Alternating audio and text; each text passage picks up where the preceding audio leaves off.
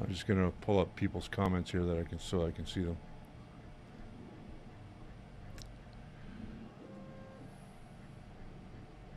You're live on YouTube and you are live on Facebook. Well, hello everybody. Turn out the upper lights, please. There we go. That looks better. Much better. That's easy on the eyes. No, this is easy on the eyes. Wait a second. That's easy on the eyes. Yeah, I like those, man. Even the orange color is awesome. That's a great orange. It's a great orange on your face. I like the orange on your face. It brings out your eyes. Wow. I don't really even know what to say about that. You don't have to say anything. Okay, I'm looking. Hey, there's Julio Cesar. Julio Cesar. Any news about Venom? Any news about Venom? Yes. I did import them into my slicer while I've got you here, Julio. And I cannot, for whatever reason, see them when they're dropped in. So what I'm going to do is I'm going to pull them out into Mesh Mixer. I'm going to enlarge them because they do seem to be quite small. So I'm going to enlarge them, and then I will start the process on printing them out. Hey, there's Emilio. Yes, today we're going old school. We're doing the old radio thing.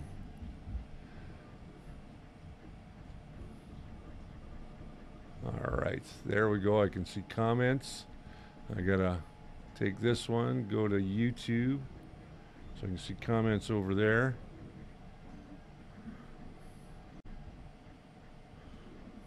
There we go. It still doesn't show me live here on YouTube. So there's Jim McGregor, Yeah. Emilio, Let's see those Franco De Scala. hearts and thumbs up and smiley faces today. I want to see more of that stuff. Am I supposed to be smiling? No, we would like you have those all the stuff, you know, the likes and the heart. And I the know. bottom and the I'm frowny just face. teasing you, buddy. Jess isn't allowed to use the frowny face though. Yes, I did tell her about that. No frowny faces no more. That makes the numbers go down. You don't want that. I'm trying to find my stream today. I can't even find my own stream today. I got it. Haha. Haha.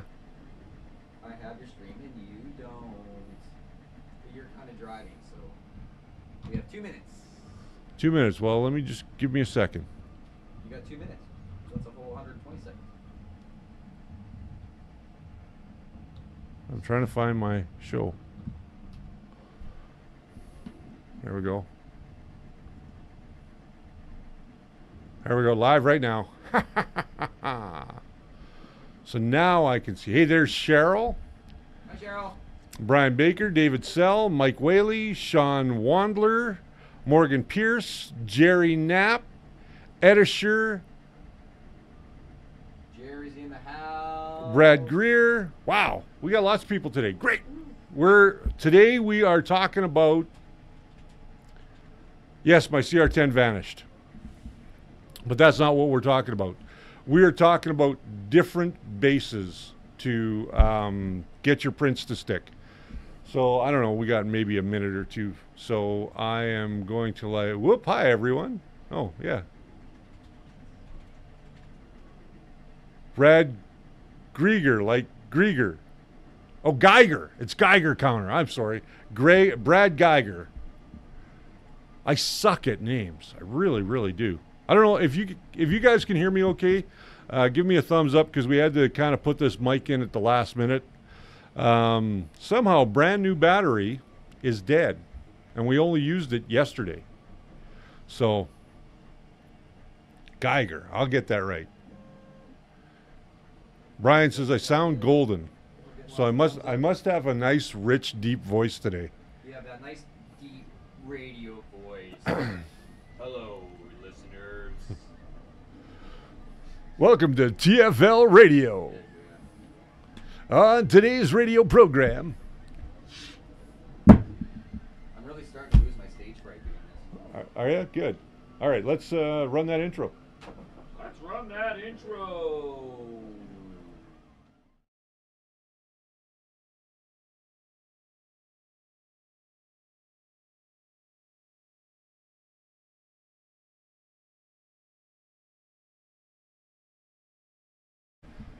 Hey, welcome to the First Layer. My name's Richard Cleveland. I am your host here each and every week, Monday, Wednesday, and Friday. And on this show, we explore the world of 3D printing.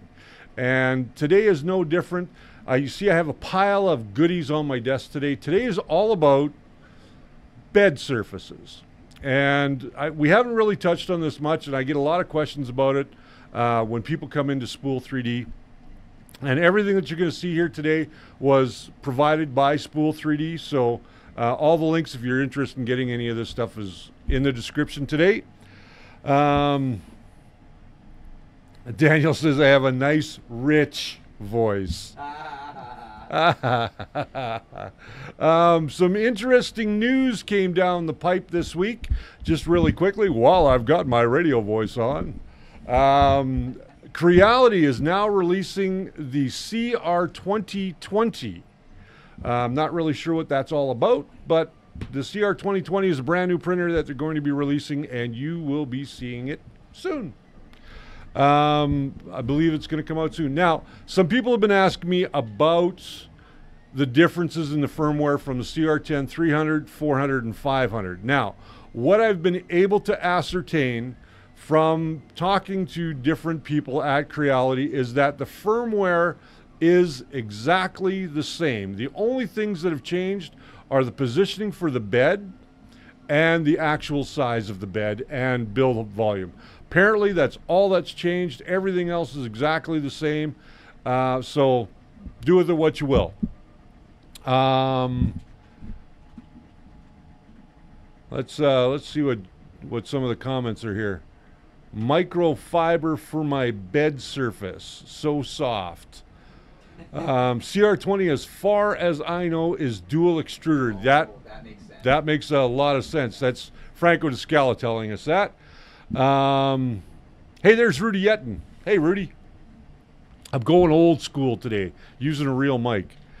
I am eventually going to put a shotgun mic right up here, so that'll change things eventually as well. All right, let's get started. Let's jump into it today. First and foremost, of course, is my favorite, glass. And glass is pretty much the go-to for me when it comes to printing on any 3D printer. Most printers today are starting to come with a decent glass. The biggest problem is that glass can be warped when it comes from manufacturers. So depending on where they're getting the glass, and not all glass is created equally. This is borosilicate glass, same glass that Pyrex is made out of, and it's a great surface. You just use a little bit of glue stick or hairspray or magic goo or whatever you're using to get your prints to adhere. You can even use tape. The reason I don't have tape up here is because I think tape is messy. It's a consumable that is, at the end of the day, is way too expensive for what you do with it. So this right here is, to me, probably my go-to. I always use glass on everything. However, I'll explain something I did earlier today.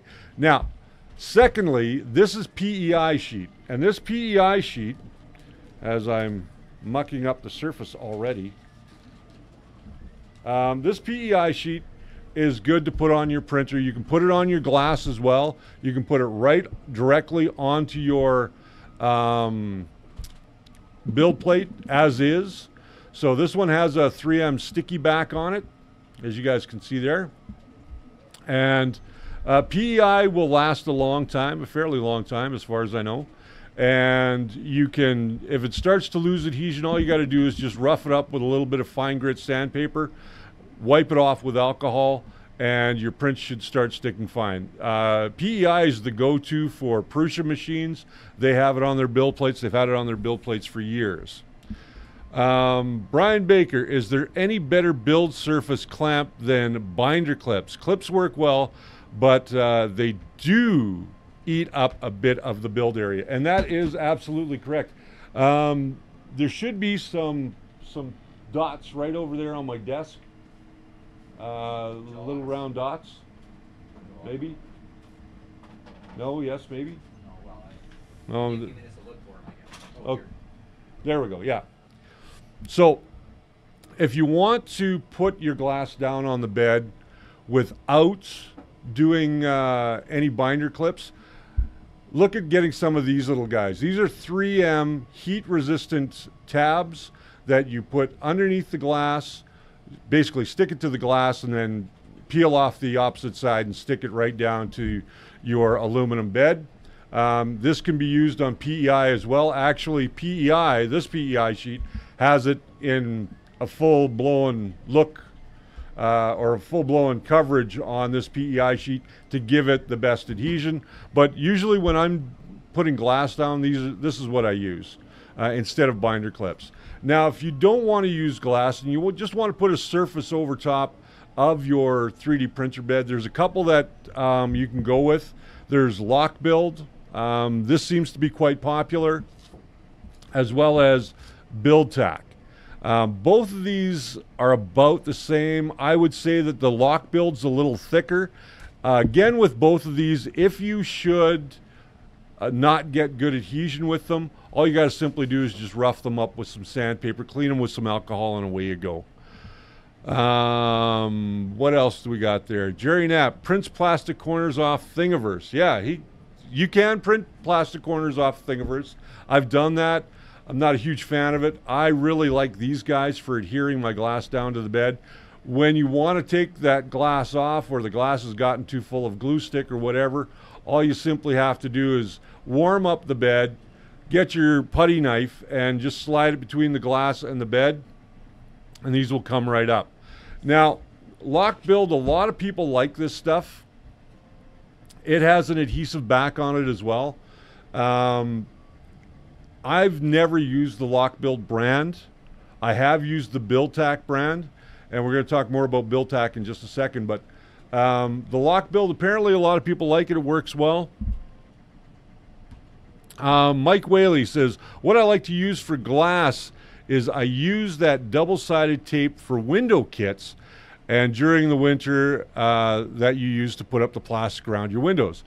I use that and it works great. And Brad Geiger says, I'm going to ask an off-topic question. Hopefully you'll have a chance to answer it. Which auto leveling device works best, the Easy ABL or the BL Touch? I'm going to come back to that question near the end of the show. There's Canadian Maker Project and the 3D printing trucker, thermal pads to hold glass. Yes, thermal pads are another thing that you can use to hold glass. Let's get into this BuildTak for a second. BuildTak, you can buy BuildTak from any 3D printer company and get it on Amazon. But this comes in a couple of flavors. And not only can you get it in a multitude of different sizes, but you can also get it as part of a Flexplate system. And this is the Flexplate system here. You basically are replacing the glass and everything else that's on your bed with the Flexplate. It is 3 parts. It is the BuildTak, the actual Flexplate, and the portion that adheres to the bed, which is the portion that you see down here. I can't take this out of the bag because it is brand new and sealed, but I will show you what this build or the plate looks like. The plate is just a piece of spring steel, and basically you just flex it. You can see how flexible it becomes, and you don't have to worry about bending it. But that flex plate will allow you to flex your models off the build plate or off the BuildTak. It's a great little product. I've never used it myself, but I've used BuildTak, and again, I'm not a huge fan of BuildTak, but I really like the Flexplate system. I'm willing to give that a try. Now, what we got new from Mamorubot, this is in kind of a beat up box, but Mamorubot, a company that sells filament, is now starting to sell their own printers as well. This is a polypropylene build surface. Now, if I can get it out of here. There we go. Okay, it's a big plastic piece of build surface. Now, all you simply do, again, you can put this down with some thermal pads or some of the 3M sticky dots that I explained later. And you do not need to use any type of adhesion on this, from what I understand. I haven't tested this yet. It's been sitting in my office for a little bit. I haven't had a chance to test it, but we've got a Mamorubot printer on the floor, and it seems to stick quite well. So at least with PLA, it seems to stick quite well with PLA. So Brad Geiger says, I have some Turner's tape that I can tape 2 pieces of wood together. Let me just back that up so I can see that. They're going so fast. Okay, says here, Turner tape that I can tape 2 pieces of wood together and turn them on my wood lathe at 3,000 RPMs. It's heat resistant. You could probably use that as well. Okay, I'm not going to get into Easy ABL yet, but I will. No lav mic today. That's true. My lav mic is dead. Let's see if we can't get some more questions going here. Brian Baker says he honestly doesn't like BuildTak, mainly due to it being used without a flex surface. As a result, the print stuck to it like a fly to poop. I'm paraphrasing there. But he had to peel it off and get the prints off, ruining it. And I've had that same experience, Brian. And I think part of that is due to having too much squish or having your nozzle too close to the bed, and that can embed it that way. So Jim McGregor says he has a hick top, haven't used it. Is it good? Well, which hick top do you have? That would be my question to you. Okay, so again, this is polypropylene, which is a plastic essentially, and you can buy these. They're available now. So, and the last one I want to show you is one that I put onto my Wanhao Duplicator 6 this morning. We had a defective one come back.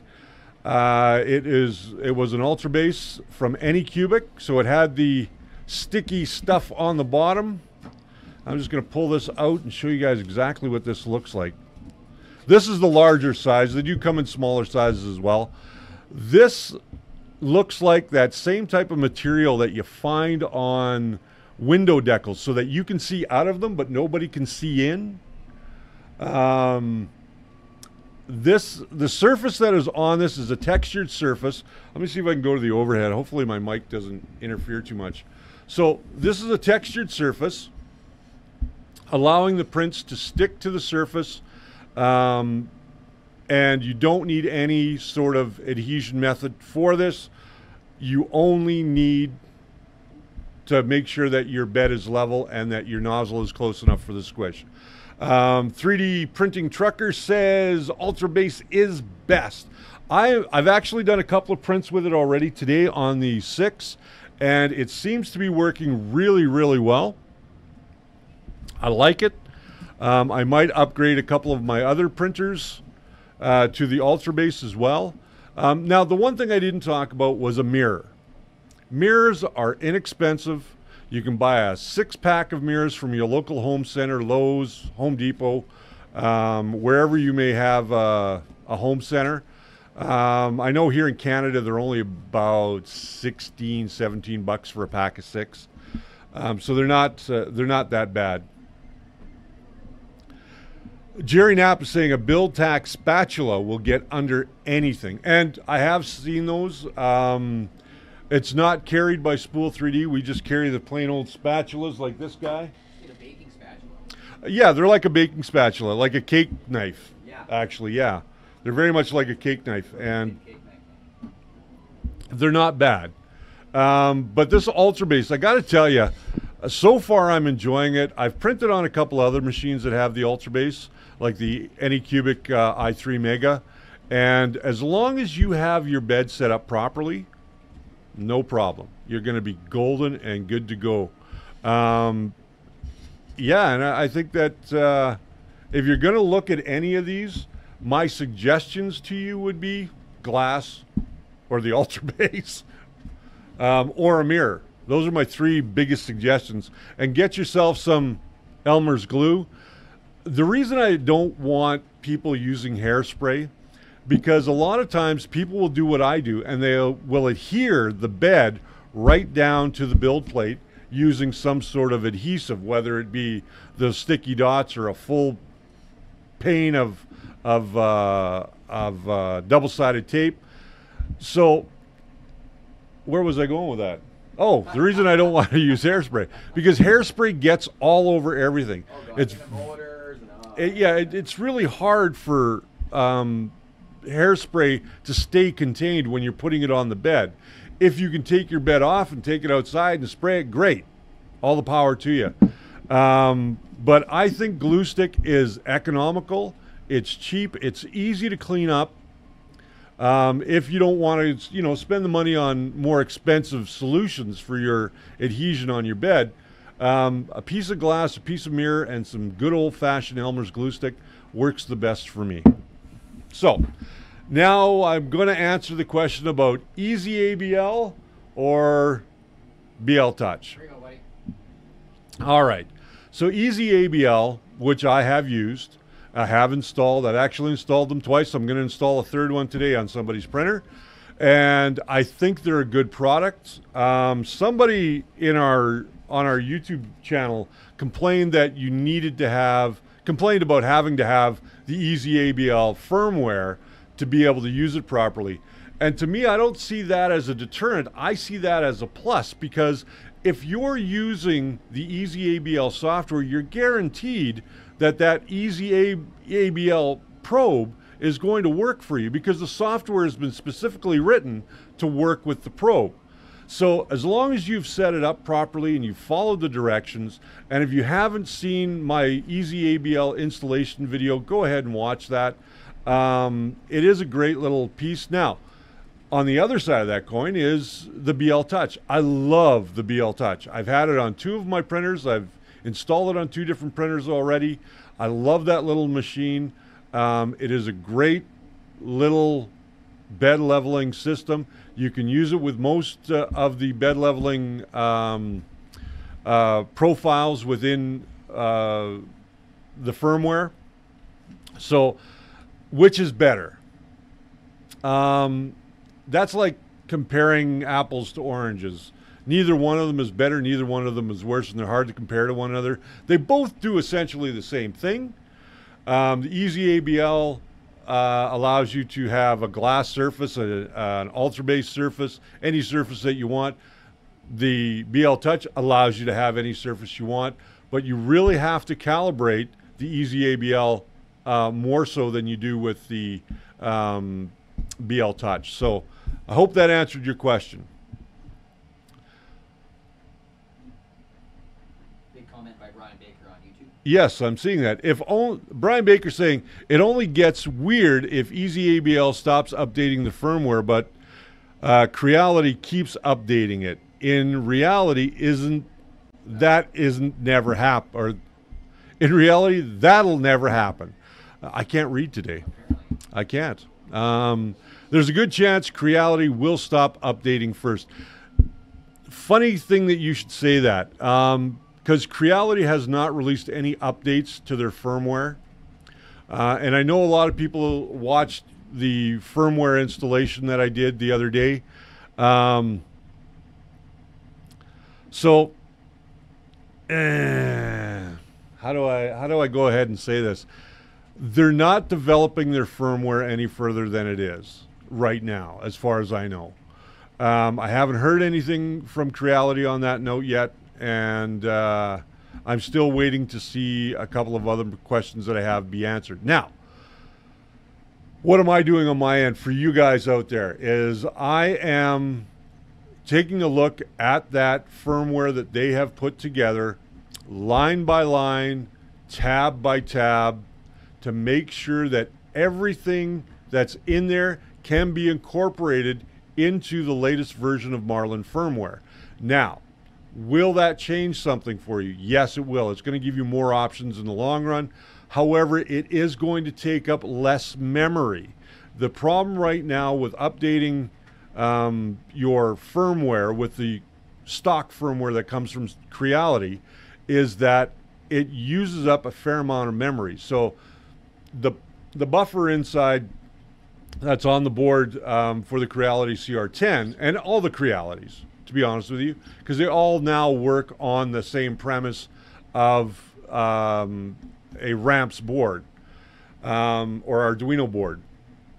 So the problem becomes when they don't update their firmware, other people have to do it. And I'm going to try and get it all through and set up for you guys so that all you'll have to do is just go and download it. I'll have an FTP available once it's all done and tested.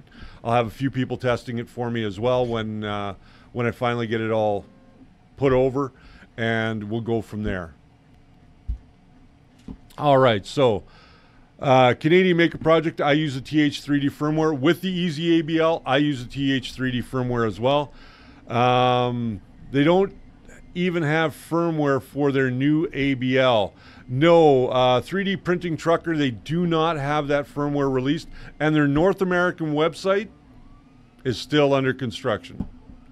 I tried going to their .com website the other day, and it's all in Chinese. It doesn't translate over very well. Brian Baker, the hope is that all their customizations are in the configuration and configuration advanced files.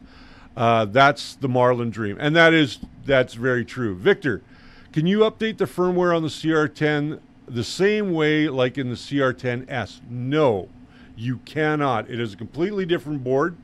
It's you'll need to have a bootloader, which means you have to have an Arduino acting as the bootloader to to put new firmware onto your CR10.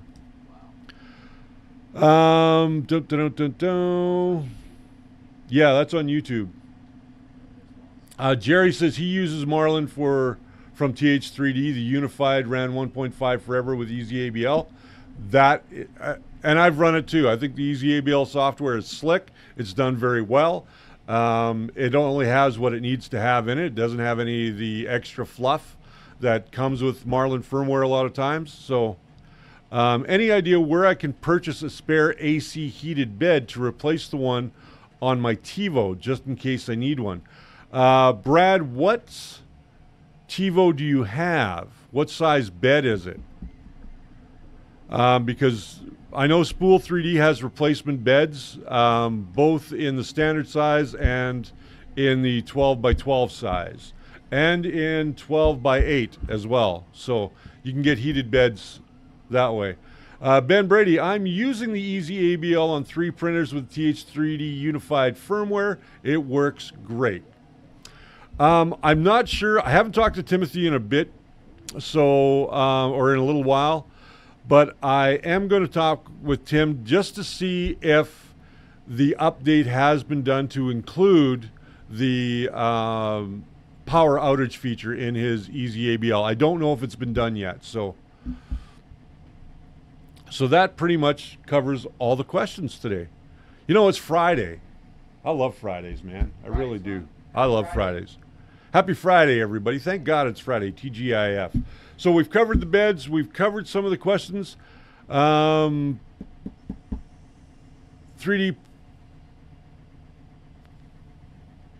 Not yet. Yes, 3D Printing Trucker, not yet. We have... Oh, Emilio. I want to talk to you guys about Emilio again.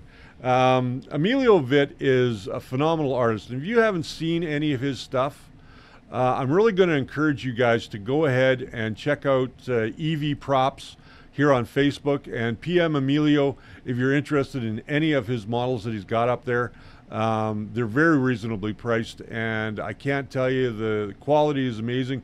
Go and look at the Vampirella that Jerry Knapp did. Actually, mine is about ready to be painted now, so I'm going to start probably painting her this weekend. I'll bring a camera home and you guys will get to see me do some painting. I'll record that over the weekend.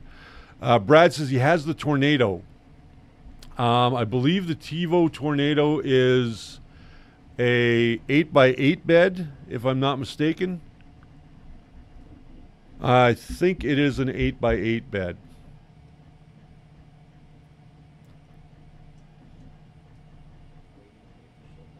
Yeah, Canadian Maker Projects is waiting on the official Marlin firmware first before updating. It's a 12 by 12. Okay. 12 by 12 beds. If you guys want to purchase them, they're available on the spool3d.ca website. Mains power. What? He was just saying mains power. Yeah, it does connect directly to the mains power, but there is a secondary. Actually, it doesn't connect directly to the mains power. It shouldn't connect directly to the mains power unless it's got its own heating temperature control. But I could be wrong about that. I don't have a TiVo Tornado, so I don't know. TiVo hasn't contacted me, Does that so. mean it's not going to the PSU? It's probably not going directly to the PSU. There are some heaters out there that don't. Seems dangerous. If you're feeding 120 volts into your bed, I'm terrified.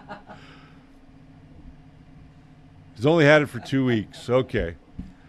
I'm pretty sure it's 24 volt. All right. So with that said, guys, I just want to again thank all of my Patreons. You guys are amazing. Thank you very much for helping to keep this show afloat.